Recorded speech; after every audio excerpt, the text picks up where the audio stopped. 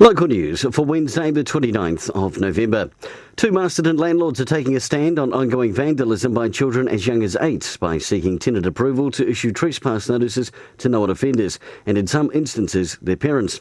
Masterton Trust Lands Trust and Bosch Property Management have written to their tenants with a proposal.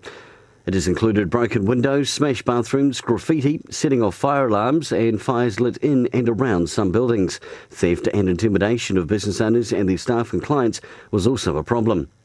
The Sustainable Funding 2-hour express session is on today at the Carterton Event Centre from 10am. It'll cover things like the 7 key income streams for community groups and the difference between donations, sponsorship and grants. And in sport, the Wairarapa Bush Sevens had a win and 3 losses in their pre-season warm-up tournament in Napier last Saturday. They beat Honowhenua Kapiti 26-7 and Wanganui was a close loss, going down 19-14.